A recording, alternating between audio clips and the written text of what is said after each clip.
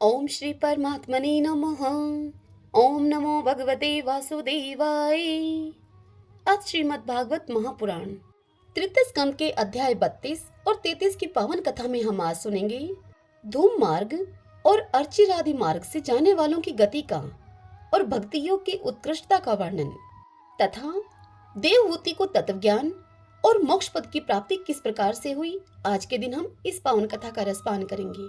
भगतजनों, आपको बता दूं, श्रीमद् भागवत महापुराण की यह तृतीय स्कंद से आखिरी कथाएं हैं। इसके बाद कल से हम चतुर्थ स्कंद की कथाएं सुना करेंगे। तो आइए आज की इस कथा को सुनते हैं।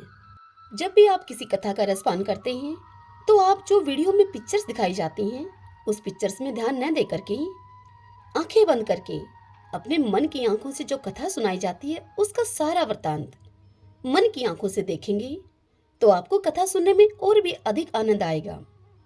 बहुत ही भाग्यशाली होते हैं वो लोग जो श्रीमद् भागवत महापुराण की कथाओं का आनंद लेते हैं।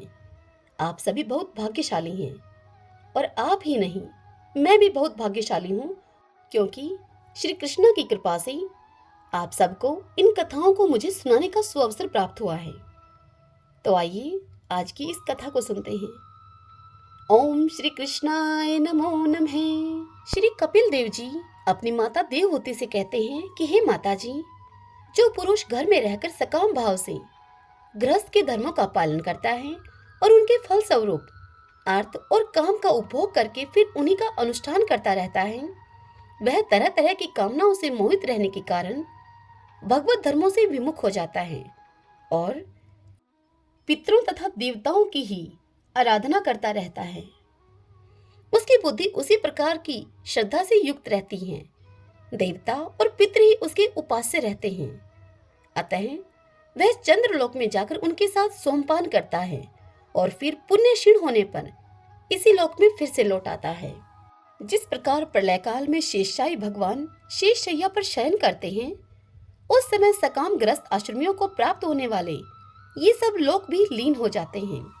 जो विवेकी पुरुष अपने धर्मों का अर्थ और भोग विलास के लिए उपयोग नहीं करते बल्कि भगवान की प्रसन्नता के लिए ही उनका पालन करते हैं, वे अनासक्त, प्रशांत, शुद्ध चित्त, निर्वर्ती धर्मपरायण, ममता रहित और अहंकार शून्य पुरुष स्वधर्म पालन रूप सतव गुण के द्वारा सर्वथा शुद्ध चित्त हो जाते हैं। वे अंत में सूर्य मार्ग अर्थात अर्ची मार्ग या देवयान सूर्य मार्ग के द्वारा सर्वव्यापी पूर्ण पुरुष श्री हरि को ही प्राप्त होते हैं, जो कार्य कारण रूप जगत के नियंता, संसार के उपादान कारण और उसकी उत्पत्ति, पालन एवं संहार करने वाले हैं। जो लोग परमात्मा दृष्टि से हिरण्यगर्भ की उपासना करते हैं, वे दो प्रार्थ में होने वाले ब्रह्मा जी के प्रलय पर्यंत उनके सत्यलोक में ही रहते हैं। जिस समय देवता आदि से श्रेष्ठ ब्रह्मा जी अपने द्विप्रार्थ काल के अधिकार को भोग कर पृथ्वी, जल, अग्नि, वायु, आकाश, मन, इंद्रिय, उनके विषय, शब्द आदि और अहंकार आदि के सहित संपूर्ण विश्व का संहार करने की इच्छा से त्रिगुणात्मिका प्रकृति के साथ एक रूप होकर निर्विशेष परमात्मा में लीन हो जाते हैं, उस समय प्राण और मन को जीते हुए वे विरक्त योगी गण भी देह त्याग करके उन भगवान ब्रह्मा जी में ही प्रवेश करते हैं और फिर उन्हीं के साथ परमानंद स्वरूप प्राण पुरुष पर ब्रह्मा में लीन हो जाते हैं। इससे पहले वे भगवान में लीन नहीं हुए, क्योंकि अब तक उनमें अहंकार शेष था। इसलिए हे माता जी, अब तुम भी अत्यंत भक्ति भाव से उन श्री हरि की ही चरण शरण में जाओ। समस्त प्राणियों का हृदय कमल ही उनका मंदिर है और तुमने मुझसे भी उनका प्रभाव सुन ही लिया है। वेदगर्भ ब्रह्मा जी भी, जो समस्त स्थावर जंगम प्राणियों के आदि कारण हैं, मरीचि आदि ऋषियों, योगेश्वरों, सनकादिकों तथा योग परवर्तक सिद्धों के सहित निष्काम कर्म के द्वारा आदि पुरुष श्रेष्ठ सगुण ब्रह्मा को प्राप्त होकर भी भेद दृष्टि और कर्तव्य अभिमान के कारण भगवत इच्छा से जब सर्गकाल उपस्थित होता है, तब काल रूप ईश्वर की प्रेरणा से गुणों में शोभ होने पर फिर पूर्ववत प्रकट हो जाते हैं। इसी प्रकार पूर्वोक्त ऋषिगण भी अपने अपने कर्म के अनुसार ब्रह्मालोक के ऐश्वर्य को भोग कर भगवत इच्छा से गुणों में शोभ होने पर पुनः इस लोक में आ जाते हैं। जिनका चित्त इस लोक में आसक्त है और जो कर्मों में श्रद्धा रखते हैं, वे वेद में कहे हुए काम्य और नित्य कर्मों का सांगोपांग अनुष्ठान करने में ही लगे रहते हैं। उनकी बुद्धि रजोगुण की अधिकता के कारण कुंठित रहती है, हृदय में कामनाओं का जाल फैला रहता है और इंद्रियां उनके वश में नहीं होती। बस अपने घरों में ही आसक्त होकर वे नित्य प्रति पितरों की पूजा में लगे रहते हैं। ये लोग अर्थ, धर्म और काम के ही प्रायण होते हैं। इसलिए जिनके महान पराक्रम अत्यंत कीर्तनीय हैं, उन भवभयहारी श्री मधुसूदन भगवान की कथा वार्ताओं से तो ये विमुख ही रहते हैं। हाय, विष्ठा भोजी कोकर शुकर आदि जीवों के विष्ठा चाहने के समान जो मनुष्य भगवत कथा अमृत को छोड़कर निंदित विषय वार्ताओं को सुनते हैं, वे तो अवश्य ही विधाता के मारे हुए हैं। उनका बड़ा ही मंद भाग्य है। गर्भाधान से लेकर अंत्येष्टि तक सब संस्कारों को विधि पूर्वक करने वाले ये सकाम कर्मी सूर्य से दक्षिण ओर के पितृयान या धूम मार्ग से पितृश्वरी आयरमा के लोक में जाते हैं और फिर अपनी ही संतति के वंश में उत्पन्न होते हैं। आगे श्री कपिल भगवान देवहूति से कहते हैं कि हे माता जी, पितृलोक के भोग भोग कर जब उनके पुण्य क्षीण हो जाते हैं, तब देवता लोग उन्हें वहां के ऐश्वर्य से च्युत कर देते हैं और फिर उन्हें विवश होकर तुरंत ही इस लोक में वापस गिरना पड़ता है। इसलिए हे माता जी, जिनके चरण कमल सदा भजने के योग्य हैं, उन भगवान का तुम उन्हीं के गुणों का आश्रय लेने वाली भक्ति के द्वारा सब प्रकार से मन, वाणी और शरीर से भजन करो। भगवान वासुदेव के प्रति किया हुआ भक्ति योग तुरंत ही संसार से वैराग्य और ब्रह्म साक्षात्कार रूप ज्ञान की प्राप्ति करा देता है। वस्तुतः सभी विषय भगवद रूप होने के कारण समान हैं। अतः जब इंद्रियों की वृत्तियों के द्वारा भी भगवत भगत का चित्त उनमें प्रिय अप्रिय रूप विषमता का अनुभव नहीं करता, सर्वत्र भगवान का ही दर्शन करता है, उसी समय वह संग्रहित, सब में समान रूप से स्थित, त्याग और ग्रहण करने योग्य, दोष और गुणों से रहित, अपनी महिमा में आरूढ़ अपने आत्मा का ब्रह्मा रूप से साक्षात्कार करता है। वही ज्ञान स्वरूप है, वही परब्रह्मा है, वही परमात्मा है, वही ईश्वर है, वही पुरुष है, वही एक भगवान स्वयं जीव, शरीर, विषय, इंद्रियों आदि अनेक रूपों में प्रतीत होता है। संपूर्ण संसार में आसक्ति का अभाव हो जाना, बस यही योगियों के सब प्रकार के योग साधन का एकमात्र अभिष्ट फल है। ब्रह्मा एक है, ज्ञान स्वरूप और निर्गुण है, तो भी वह ब्रह्मावर्तियों वाली इंद्रियों के द्वारा भ्रांतिवश शब्द आदि धर्मों वाले विभिन्न पदार्थों के रूप में भास रहा है। जिस प्रकार एक ही परब्रह्मा महतत्व, वैकारिक, राजस और तामस, तीन प्रकार का अहंकार, पंच महाभूत एवं 11 इंद्रिय रूप बन गया और फिर वही स्वयं प्रकाश इनके संयोग से जीव कहलाया, उसी प्रकार उस जीव का शरीर रूप यह ब्रह्मांड भी वस्तुतः ब्रह्मा ही है, क्योंकि ब्रह्मा से ही इसकी उत्पत्ति हुई है। किंतु इसे ब्रह्मा रूप वही देख सकता है जो कि श्रद्धा, भक्ति और वैराग्य तथा निरंतर के योग अभ्यास के द्वारा एकाग्र चित्त और असंग बुद्धि हो गया हो। हे पूजनीय माता जी, मैंने तुम्हें यह ब्रह्म साक्षात्कार का साधन रूप ज्ञान सुनाया है। इसके द्वारा प्रकृति और पुरुष के यथार्थ स्वरूप का बोध हो जाता है। हे देवी, निर्गुण ब्रह्मा विषयक ज्ञान योग और मेरे प्रति किया हुआ भक्ति योग, इन दोनों का फल एक ही है, उसे ही भगवान कहते हैं। जिस प्रकार रूप, रस एवं गंध आदि अनेक गुणों का आश्रयभूत एक ही पदार्थ भिन्न भिन्न इंद्रियों के द्वारा विभिन्न रूप से अनुभूत होता है, वैसे ही शास्त्र के विभिन्न मार्गों के द्वारा एक ही भगवान की अनेक प्रकार से अनुभूति होती है। नाना प्रकार के कर्म कलाप, यज्ञ, दान, तप, वेदा अध्ययन, वेद विचार अर्थात मीमांसा, मन और इंद्रियों के संयम, कर्मों के त्याग, विविध अंगों वाले योग, भक्ति योग, निर्वर्ती और प्रवृत्ति रूप सकाम और निष्काम दोनों प्रकार के धर्म, आत्म तत्व के ज्ञान और दृढ़ वैराग्य, इन सभी साधनों से सगुण निर्गुण रूप स्वयं प्रकाश भगवान को ही प्राप्त किया जाता है। हे माता जी, सात्विक, राजस, तामस और निर्गुण भेद से 4 प्रकार के भक्ति योग का, और जो प्राणियों के जन्म आदि विकारों का हेतु है तथा जिसकी गति जानी नहीं जाती, उस काल का स्वरूप मैं तुमसे पहले ही कह चुका हूँ। हे देवी, अविद्या जनित कर्म के कारण जीव की अनेक गतियां होती हैं। उनमें जाने पर वह अपने स्वरूप को नहीं पहचान सकता। मैंने तुम्हें जो ज्ञानोपदेश दिया है उसे दुष्ट, दुर्विनीत, घमंडी, दुराचारी और धर्मध्वजी अर्थात दंभी पुरुषों को नहीं सुनना चाहिए। जो विषय लोलुप हो, ग्रहशक्त हो, मेरा भगत न हो अथवा मेरे भक्तों से द्वेष करने वाला हो, उसे भी इसका उपदेश कभी न करे। जो अत्यंत श्रद्धालु, भक्त, विनयी, दूसरों के प्रति दोष दृष्टि न रखने वाला, सब प्राणियों से मित्रता रखने वाला, गुरु सेवा में तत्पर, बाह्य विषयों में अनासक्त, शांत चित्त, मत्सर शून्य और पवित्र चित्त हो तथा मुझे परम प्रियतम मानने वाला हो, उसे इसका अवश्य उपदेश करें। माँ, जो पुरुष मुझ में चित्त लगाकर इसका श्रद्धा पूर्वक एक बार भी श्रवण या कथन करेगा, वह मेरे परम पद को प्राप्त होगा। ओम नमो नारायण, ओम नमो नारायण। श्री मैत्रेय जी विदुर जी से कहते हैं कि हे विदुर जी, इस प्रकार श्री कपिल भगवान के ये वचन सुनकर कर्दम जी की प्रिय पत्नी माता देवहूति के मुंह का पर्दा फट गया और वे तत्व प्रतिपादक शांकर शास्त्र के ज्ञान की आधार भूमि भगवान श्री कपिल जी को प्रणाम करके उनकी स्तुति करने लगी। देवहूति ने इस प्रकार से कहा, कपिल जी, ब्रह्मा जी आपके ही नाभि कमल से प्रकट हुए थे।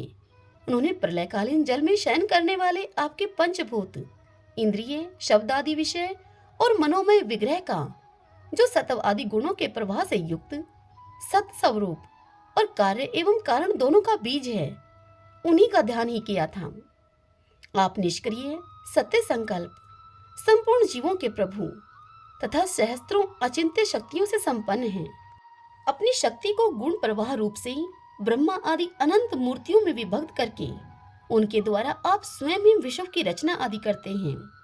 हे नाथ, यह कैसी विचित्र बात है कि जिनके उदर में प्रलय काल आने पर यह सारा प्रपंच लीन हो जाता है और जो कल्पांत में मायामय बालक का रूप धारण करके अपने चरण का अंगूठा चूसते हुए अकेले ही बट वृक्ष के पत्ते पर शयन करते हैं, उन्हें आपको मैंने गर्भ में धारण किया। हे विभो, आप पापियों का दमन और अपने आज्ञाकारी भक्तों का अभ्युदय एवं कल्याण करने के लिए स्वेच्छा से देह धारण किया करते हैं। अतः जिस प्रकार आपके वराह आदि अवतार हुए हैं, उसी प्रकार यह कपिल अवतार भी मुमुक्षुओं को ज्ञान मार्ग दिखाने के लिए ही हुआ है। हे भगवान, आपके नामों का श्रवण या कीर्तन करने से तथा भूले भटके कभी कभी आपका वंदन या स्मरण करने से ही कुत्ते का मांस खाने वाले चंडाल भी सोमयाजी ब्राह्मण के समान पूजनीय हो सकता है। फिर आपका दर्शन करने से मनुष्य करते करते हो जाए, इसमें तो कहना ही क्या है। आहो, वह चांडाल भी इसी से सर्वश्रेष्ठ है कि उसकी जीवा के अग्रभाग में आपका नाम विराजमान है। जो श्रेष्ठ पुरुष आपका नाम उच्चारण करते हैं, उन्होंने तप, हवन, तीर्थ स्थान, सदाचार का पालन और वेदा अध्ययन सब कुछ कर लिया। हे कपिल देव जी, आप साक्षात पर ब्रह्मा हैं। आप ही परम पुरुष हैं। वृत्तियों के प्रवाह को अंतर्मुख करके अंतःकरण में आपका ही चिंतन किया जाता है। आप अपने तेज से माया के कार्य गुण प्रवाह को शांत कर देते हैं तथा आपके ही उदर में संपूर्ण वेद तत्व निहित हैं। ऐसे साक्षात विष्णु स्वरूप आपको मैं प्रणाम करती हूँ। श्री मैत्रेय जी विदुर जी से कहते हैं, हे विदुर जी, माता की इस प्रकार स्तुति करने पर मातृवत्सल परम पुरुष भगवान कपिल देव जी ने उनसे गंभीर वाणी में इस प्रकार कहा। कपिल देव जी देवहूति से बोले, हे माता जी, मैंने तुम्हें जो यह सुगम मार्ग बताया है, इसका अवलंबन करने से तुम शीघ्र ही परम पद को प्राप्त कर लोगी। तुम मेरे इस मत में विश्वास करो। ब्रह्मवादी लोगों ने इसका सेवन किया है। इसके द्वारा तुम मेरे जन्म मरण रहित उस स्वरूप को प्राप्त कर लोगी। जो लोग मेरे इस मत को नहीं जानते, वे जन्म मृत्यु के चक्र में पड़ते हैं। श्री मैत्रेय जी कहते हैं, हे विदुर जी, इस प्रकार अपने श्रेष्ठ आत्मज्ञान का उपदेश करके श्री कपिल देव जी अपनी ब्रह्मवादिनी जननी की अनुमति लेकर वहां से चले गए। तब देवहूति जी सरस्वती के मुकुट सदृश अपने आश्रम में अपने पुत्र के उपदेश किए हुए योग साधन के द्वारा योग अभ्यास करती हुई समाधि में स्थित हो गई। त्रिकाल स्नान करने से उनकी घुंघराली अलकें भूरी भूरी जटाओं में परिणित हो गई तथा चीर वस्त्रों से ढका हुआ शरीर उग्र तपस्या के कारण दुर्बल हो गया।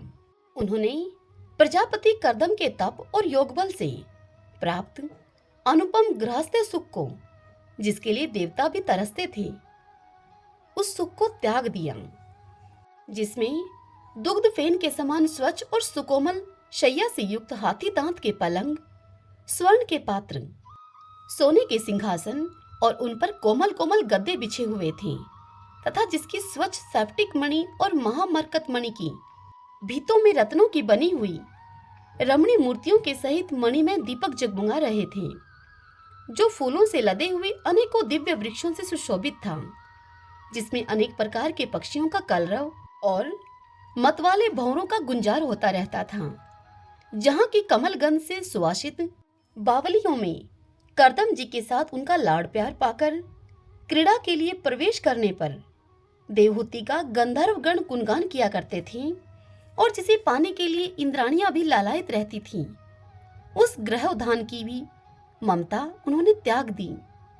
किंतु पुत्र वियोग से व्याकुल होने के कारण अवश्य उनका मुख कुछ उदास हो गया। पति के वनगमन के अनंतर पुत्र का भी वियोग हो जाने से देवहूति आत्मज्ञान संपन्न होकर भी ऐसी व्याकुल हो गई जैसे कि बछड़े के बिछुड़ जाने से उसे प्यार करने वाली गौ हो जाती है। इतनी कथा सुनाकर श्री मैत्रेय जी विदुर जी से कहते हैं कि हे वत्स विदुर, अपने पुत्र कपिल देव रूप भगवान हरि का ही चिंतन करते करते देवहूति कुछ ही दिनों में ऐसे ऐश्वर्य संपन्न घर से भी विरत हो गई। फिर देवहूति कपिल देव जी ने भगवान के जिस ध्यान करने योग्य प्रसन्न वदनारविंद युक्त स्वरूप का वर्णन उनसे किया था, उसके एक एक अवयव का तथा उस समग्र रूप का भी चिंतन करती हुई ध्यान में वह तत्पर हो गई। भगवत भक्ति के प्रवाह, प्रबल वैराग्य और यथोचित कर्म अनुष्ठान से उत्पन्न हुए ब्रह्म साक्षात्कार कराने वाले ज्ञान के द्वारा शुद्ध चित हो जाने पर देवहूति उस सर्वव्यापक आत्मा के ध्यान में मगन हो गई, जो अपने स्वरूप के प्रकाश से माया जनित आवरणों को दूर कर देता है। इस प्रकार जीव के अधिष्ठान भूत परब्रह्म श्री भगवान में ही बुद्धि की स्थिति हो जाने से देवहूति का जीव भाव निर्वर्त हो गया और वे समस्त कलेशों से मुक्त होकर परमानंद में निमग्न हो गई। अब निरंतर समाधिस्थ रहने के कारण उनकी विषयों के सत्यत्व की भ्रांति मिट गई और उन्हें अपने शरीर की भी सुध न रही। जैसे जागे हुए पुरुष को अपने स्वप्न में देखे हुए शरीर की नहीं रहती। उनके शरीर का पोषण भी दूसरों के द्वारा ही होता था, किंतु किसी प्रकार का मानसिक कलेश न होने के कारण वह दुर्बल नहीं हुआ। उसका तेज और भी निखर गया और वह मैल के कारण धूम युक्त अग्नि के समान सुशोभित होने लगा। उनके बाल बिथुर गए थे और वस्त्र भी गिर गया था, तथापि निरंतर श्री भगवान में ही चित लगा रहने के कारण उन्हें अपने तपोयोग में शरीर की कुछ भी सुधि नहीं थी, इसलिए प्रारब्ध ही उसकी रक्षा करता था। हे विदुर जी, इस प्रकार देवहूति जी ने कपिल देव जी के बताए हुए मार्ग के द्वारा थोड़े ही समय में नित्य मुक्त परमात्म स्वरूप श्री भगवान को प्राप्त कर लिया। हे वीरवर, जिस स्थान पर उन्हें सिद्धि प्राप्त हुई थी वह परम पवित्र क्षेत्र त्रिलोकी में सिद्ध पद नाम से विख्यात हुआ। साधु स्वभाव हे विदुर जी, योग साधन के द्वारा उनके शरीर के सारे दैहिक मैल दूर हो गए थे। वह एक नदी के रूप में परिणित हो गया, जो सिद्ध गण से सेवित और सब प्रकार की सिद्धि देने वाली है। महायोगी भगवान कपिल जी भी माता की आज्ञा लेकर पिता के आश्रम से ईशान कोण की ओर चले गए। वहां स्वयं समुद्र ने उनका पूजन करके उन्हें स्थान दिया। वे तीनों लोगों को शक्ति प्रदान करने के लिए योग मार्ग का अवलंबन करके समाधि में स्थित हो गए। सिद्ध, चारण, गंधर्व, मुनि और अप्सरागण उनकी स्तुति करते हैं तथा सांख्य आचार्यगण भी उनका सब प्रकार सत्वन करते रहते हैं। हे निष्पाप विदुर जी, तुम्हारे पूछने से मैंने तुम्हें यह भगवान कपिल और देवहूति का परम पवित्र संवाद सुनाया है। यह कपिल देव जी का मत अध्यात्म योग का गूढ़ रहस्य है। जो पुरुष इसका श्रवण या वर्णन करता है वह भगवान गरुड़ ध्वज की भक्ति से युक्त होकर शीघ्र ही श्रीहरि के चरणारविंदों को प्राप्त करता है। हरि ओम तत्सत। ओम नमो नारायण। ओम नमो नारायण। ओम श्री परमात्मने नमः। भगतजनों, आज की यह कथा यहीं समाप्त हुई। कल के पावन दिन हम सब सुनेंगे श्रीमद् भागवत महापुराण के चतुर्थ स्कंद की पहले अध्याय की पहली कथा। और इस पहली कथा में हम सुनेंगे स्वयंभू मनु की कन्याओं के वंश का वर्णन। जय श्री कृष्णा, राधे राधे। कथा यदि पसंद आई हो तो इस वीडियो को आप लाइक करें और कमेंट बॉक्स में जय श्री कृष्णा जरूर लिखें। हरे कृष्णा।